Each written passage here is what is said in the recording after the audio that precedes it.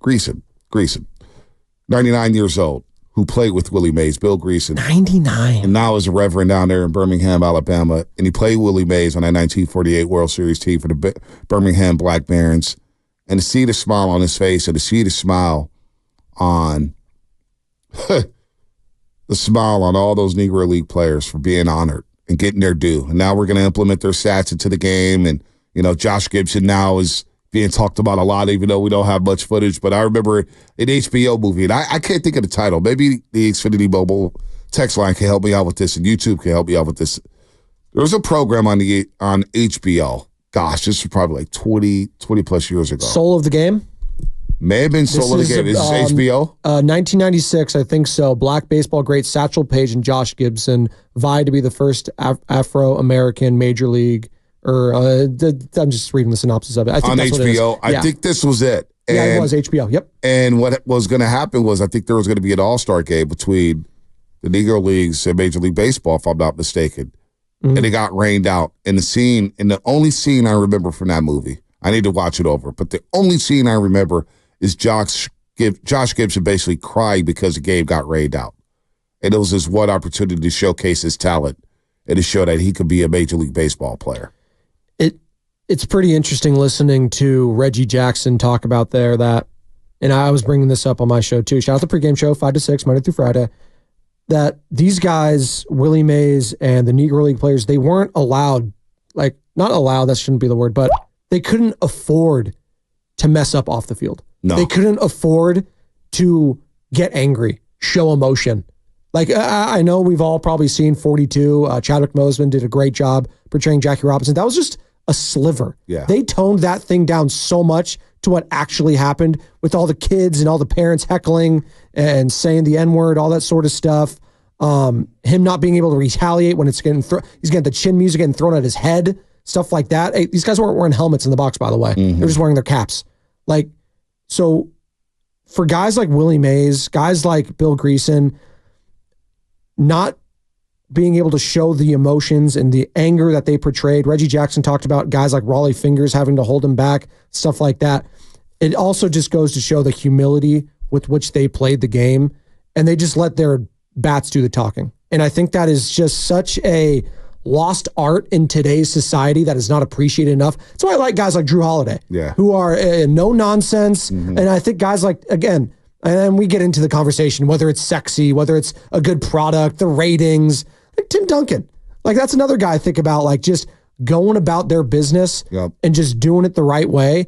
They had to do that. They weren't, they couldn't be and then they showed the flair once they got to the bigs, right? Willie would show the bat flips, all this sort of, he would show that, but never once did he charge a mound. No. And not that I could think of. I don't think he ever did. Never once did he get into a huge fight with some other person. He had too much respect. He had too much respect, and he wasn't allowed to. He just couldn't afford to do that because he knew the weight that he was carrying, Bonte, no doubt, was for future black athletes in America. And he did it with such a gold standard that's never going to be matched. No, it's not. And it was really put in perspective yesterday when Reggie Jackson joined the pregame show. And Alex Rodriguez asked him a question about being back in Birmingham, Alabama. And the answer is something I didn't expect, but it's an answer I'm going to cherish forever for the rest of my life. Here's Reggie Jackson on being back in Birmingham and what it was like playing baseball down there. Coming back here is not easy. The racism that I played here, when I played here, the difficulty of going through different places where we traveled.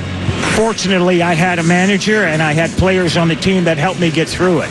But I wouldn't wish it on anybody. People said to me today, I spoke, and they said, you think you're a better person?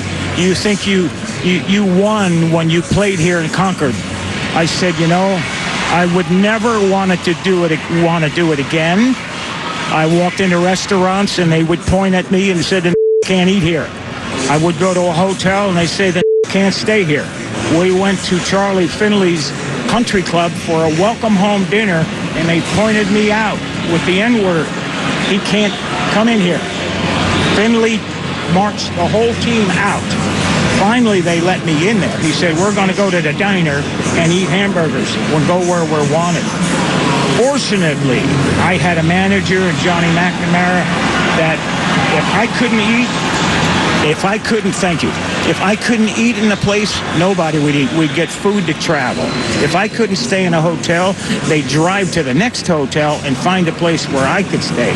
Had it not been for Raleigh Fingers, Johnny McNamara, Dave Duncan, Joe and Sharon Rudy, I slept on their couch 3-4 nights a week for about a month and a half. Finally, they were threatened that they would burn our apartment complex down unless I got out. I wouldn't wish it on anyone. The year I came here, Bull Connor was the sheriff the year before. And they took minor league baseball out of here because in 1963, the Klan murdered 4 black girls, children, in 11, 12, 14 years old at a church here and never got indicted. It was there from the Klan. Life magazine did a story on them like they were being honored. I wouldn't wish it on anyone. At the same time, had it not been for my white friends, had it not been for a white manager and Rudy, Fingers, and Duncan, and Lee Myers, I would have never made it. I was too physically violent. I was ready to physically fight some. I'd have got killed here because I'd have beat someone's ass, and you'd have saw me in an oak tree somewhere. I get chills, and I'm going to get chills for the rest of my life listening to that, because when you put it in that perspective of what they went through, and I'm a black man, and I hear from my ancestors all the time what it was like back in the day, but I didn't live it, so I don't really know.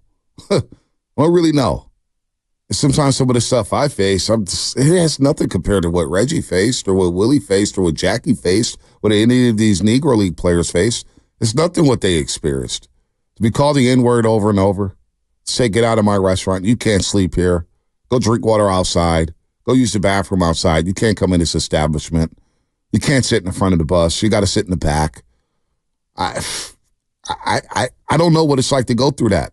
And to hear that from Reggie, unprompted, unsolicited.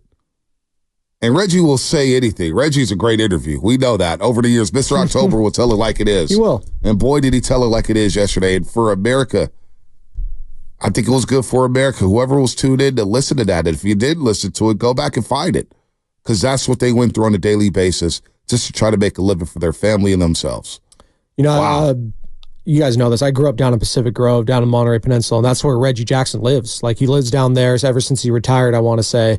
And so everyone has a Reggie Jackson story. Meeting him, I used to work at a light store. Shout out Lighthouse Lighting on Alvarado Street, or was it on Lighthouse? Anyways, it was Lighthouse Avenue, hence the name. But I sold like lighting fixtures to the guy, and we had a great interaction. But I think his reputation, and it's fair to say, he's kind of prickly at times, Reggie, and you heard it there, but I understood it after listening to that. Not to say that, you know, he was always a mean, you have an excuse to be mean or anything like that, but I understood why, you know, he has that anger within him sometimes, because you know what? How could you not retaliate hearing something like that? How could you not want to fight somebody?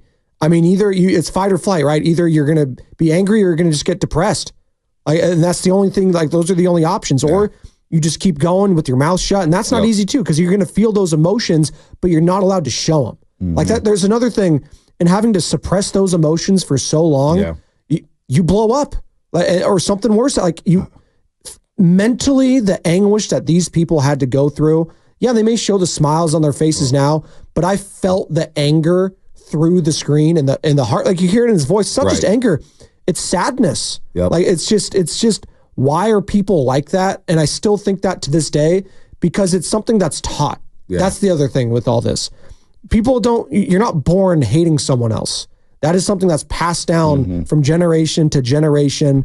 And obviously that history in the South here in America is well documented. So I don't wish that on anyone. I truly hope we get to a place where that's not the case in America. I like to think that America is the melting pot, and I hope that we can be the place where that tolerance level is there, but we're still fighting it to this day. And it's not going anywhere. It sucks. It sucks. The pandemic kind of exposed it all, that we still have a long way to go. We still have a long way to go in this country. But when he opened that statement by saying it was not easy coming back down here, And I can't imagine what was going through his head in that moment when he said it was not easy, or he's taking that flight to Birmingham, Alabama, and he's reliving his days with the Birmingham Age and played at Rickwood Field. By the way, he made a joke that, hey, I hit the farthest home run here, not Babe Ruth. And, I hit it over the train tracks, which is just I believe great. it, yeah. I believe it. But for Reggie to just say it was not easy coming back down here and had to relive that. You think about the Negro League players who have trotted out there and getting their love, which is probably too late. Thank God some of these guys are still alive. But I can't imagine just being black, playing baseball, and you're being called. And he said, look, man, if it wasn't for the Raleigh Fingers, if it wasn't for Charlie Finley, I would have beat somebody's ass and I would have been hung in an oak. That was the case. Yeah. You fight one of them, they're going to come back. Yeah. Emmett Till, you think about Emmett Till, who got massacred in Deep South, apparently just talking to a white lady, just saying hello. Basically, it really choked me up yesterday listening to that. It was, I don't, just think about myself, Spadoni. I don't cry much at funerals. People pass and I try to make it a celebration and think of the good times. I don't know what happened yesterday, but just listening to Reggie say that and then seeing the performance and seeing all those Negro League players, and I'm seeing the text right here for the 405. As a 45-year-old black man, I got my eyes watering. My eyes did water, and they rained down. It was a storm coming out of my eyes. It was incredibly. How could you not feel the history of those people? How could you not feel it? I thought about family members. I thought about grandmothers. I thought about great-grandmothers. My grandmother was born in Georgia in 1932, the late, great Lorene William Tyndall, who left this world in 2000, but she was born in Georgia. 1932 in Georgia, the Deep South. What did she go through? What did her mother go through? My great-grandmother. What did people... You don't see that in live television no more, a moment like that, and somebody to tell it like it is. And you don't hear that from Reggie. And obviously he was suppressing that for so long. And all those memories they came out of nowhere when he went down there to Rickwood Field and he let it loose. I thought Flem did a great job. And if you missed any of our interview with Dave Fleming, find it on the Odyssey app. Download that bad boy. It's free. You can find it on YouTube. But Dave said it best. It's like, hey, it's not just the history of the sport. It's the history of the people playing the sport. And we're not going to sugarcoat everything. And it was that's the term that we're starting with, sugarcoat, because we do like to pick and choose what we remember, especially when it comes to the NFL, Major League Baseball specifically, NBA a little bit, but that's more so has been a long history of African Americans dominating that league. So it's a little bit different, but specifically with the America's pastime, which was only played by white players early on, and then obviously the Negro Leagues came to be. But we do like to pick and choose what we remember a lot when it comes to the storytelling in our history, especially when it comes to the media, because they don't like to make people uncomfortable. And you know what? Sorry, that our history is uncomfortable. Everyone's history is uncomfortable. With every nation that you find, there was a war somewhere. There was racism. It was built on dead bodies of people. And that is something you have to remember, because if you don't remember it, you're doomed to repeat it going forward. So we have to remember the good with the bad. And I think it's okay in these situations to highlight that, because this is the time when everyone has their eyeballs on it. And if not now, when? And it was funny, after it was over, Bonte, I turned off the TV, or I turned on something else because Benny was over the game. The game was over. He's like, hey, can we watch this movie? It's on Disney Plus. And if you have Disney Plus, you have the National Geographic. It's one of the tabs that you have on there as well. And on National Geographic, there's this movie called The Space Race. And it's about little known stories about the first black pilots, engineers, and scientists that became astronauts. And Benny loves it. He always requests to watch it. Yeah. And I think it's so cool. And he doesn't watch it because it's black astronauts. Right. Why does he watch it? Because it's just astronauts in space. And he just thinks it's cool. And that's normal. And I'm telling him this, he's asking these questions, and they got to one of the parts where John F. Kennedy was assassinated. And why that mattered was because JFK was a big part in getting black engineers, black pilots into the NASA program. And when he got assassinated, people, the higher ups, tried to take that away from them. And Benny was wondering, why are they so sad? What's going on? Why are they taking this away from them? I was like, and the best way I can explain it is People are just afraid of what they don't know, Mm. and they hate something that's different than them. Mm. And I try to teach them that our differences are what makes us special. Mm. It's something that we can gravitate, and that's something as a parent that you're trying to like teach he's a 4-year-old, so like this might have been lost on him, but I'm just planting those seeds. I'm trying to plant those seeds and trying to just well said, trying to plant it, because that's where it develops early. Because you see your parents discriminating at an early age from these people, and that's just all you know, and it's unfair to the kids. No, that's well said. That's well said, and we got to teach the history of this country, the good and the bad. You know, for a long time, and I'm obviously a black man and grew up here in the Bay Area. It wasn't until about 5-6 years ago I knew about Black Wall Street and the Tulsa Race Massacre, because that wasn't taught in my history class growing up, and it's part of American history, where black people starting to get their own businesses and people were making money, and then Tulsa Race Riot happens and Black Wall Street Massacre, and it gets destroyed. It gets destroyed by white people. More than 800 people were admitted to hospitals. I mean, and I didn't know about that until about 5-10 years ago. Then I finally released a movie, but that wasn't taught in my class. So we've done a good job in this country of hiding what's real and sweeping under some of the more horrific things that's happened in this country. We swept it under the rug for way too long.